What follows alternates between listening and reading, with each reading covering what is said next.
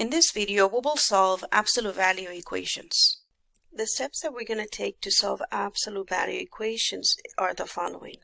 As we saw in example 1, because a solution can be positive or negative, we're going to start by creating the two equations, one positive, one negative.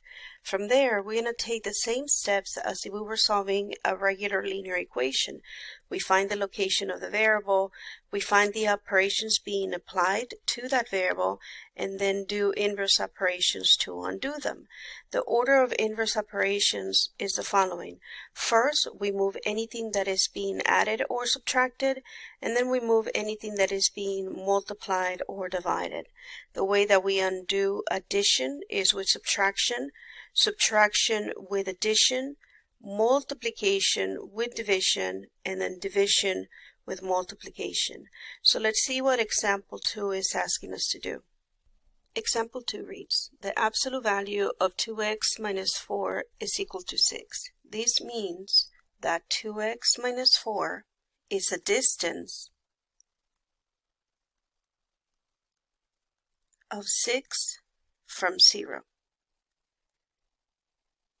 Okay, if we think back on the number line, the first number that is 6 units away from 0 on the right side is the 6, and the second number that is 6 units away from 0 but on the left side is negative 6, and this creates our two equations. Now let's find where the variable is located. For the first one, I see that the variable is located on the left side and that the operations being applied is subtraction and multiplication. Remember, we move anything that is being added or subtracted first. So since I have subtraction, I'm going to undo subtraction by adding 4 to both sides of the equation. From left to right, this gives me 2x. Now, minus 4 plus 4, because they have different signs, I subtract them. So 4 minus 4, that's going to go to 0. So I don't need to write that anymore. And on the right side, I have 6 plus 4, and that is 10. We move on. Remember that we are not completely finished with solving our equation. We still have to take care of that multiplication of 2. So the way that we undo multiplication is by dividing. So we're going to divide both sides of the equation by 2. Now 2 divided by 2 will be 1. Don't lose the variable, and that's equal to 5. Now be very careful here. At the top we were subtracting, so 4 minus 4 went to 0, but right here we are dividing. So 2 divided by 2 will be 1. Alright? Now, because we have 1x is equal to 5, 1x can be further simplified to just x. And the way we do that is because, let's say that I'm multiplying 1 times a number. Let's take 2. Well, 1 times 2 is just 2. So that means that you just bring back that number. So then 1 times x will just be x. And on the right side, I still have that 5. And we found our first solution.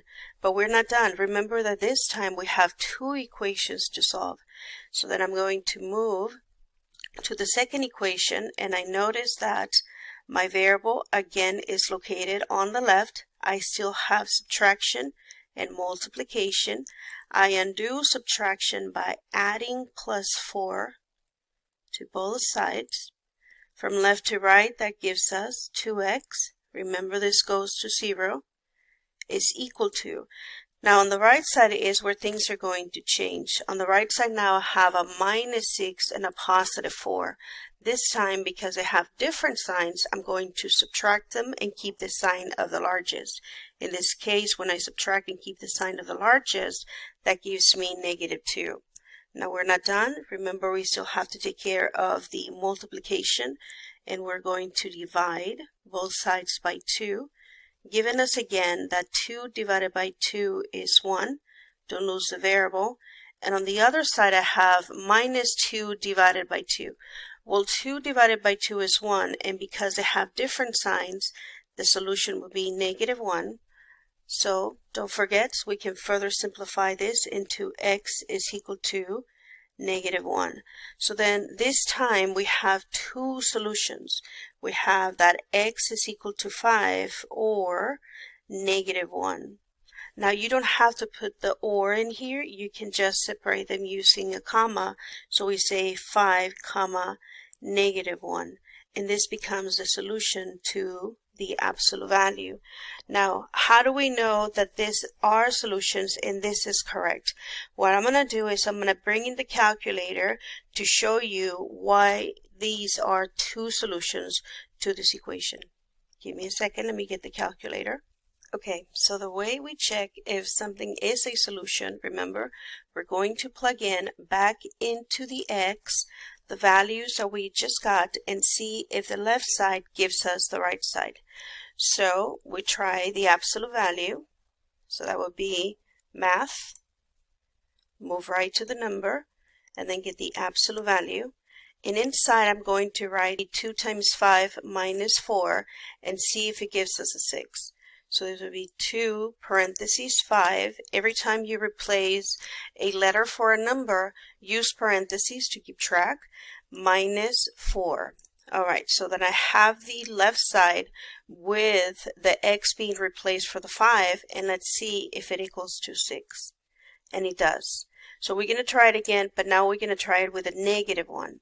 So I'm going to do math, move to number, take the absolute value, and this becomes 2 times -1. Now the negative is down here below the 3. So we do -1, we close that, minus 4. Be careful because this is a -1, so I selected this negative, and this is a subtraction of 4. So I have to use a different button here. Minus 4, and if this is correct, we should get back the 6 again. And we do. That means that both of these values work for this equation. Example 3 reads, the absolute value of 2x over 3 plus 7 is equal to 11. Remember, that means that the distance of 2x over 3 plus 7 is 11 units away from 0. So then the two equations we create will be 2x over 3 plus 7 is equal to positive 11, because 11 is 11 units away from 0 on the right side, or it could possibly be 2x over 3 plus 7 is equal to -11, because -11 is also 11 units away from 0, but on the left side. Once we have created our two equations, we begin by solving.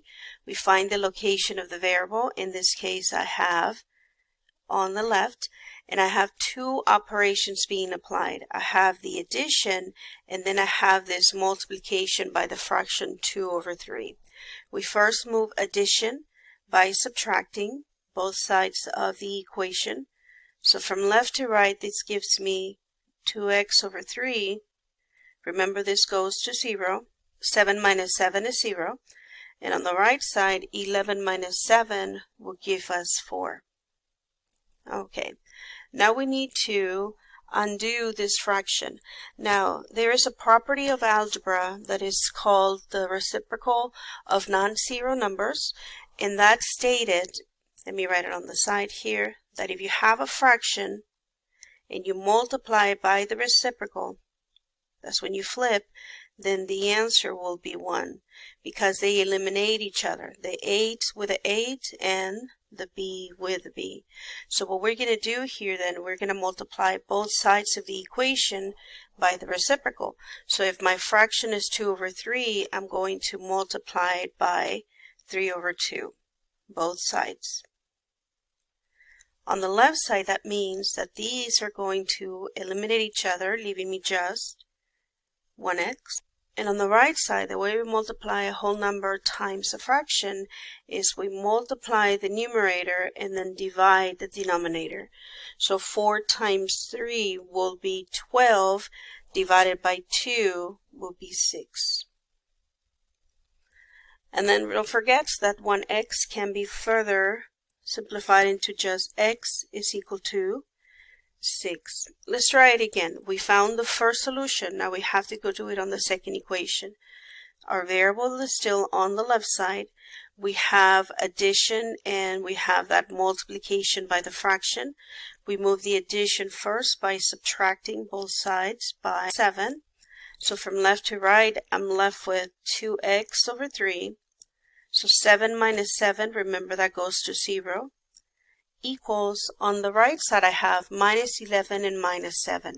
Because I have the same sign, I'm going to add and keep the sign. That makes it minus 18. Now I still have that fraction. The way that I'm going to eliminate the fraction is by multiplying by the reciprocal. So that's 3 over 2 on both sides.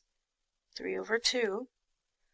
Don't forget, these are going to eliminate each other and turn it into a 1. Don't lose the variable. On the right side, we multiply the numerators and then divide the denominator. So 18 times 3 will be 54, and 54 divided by 2, that will give me 27.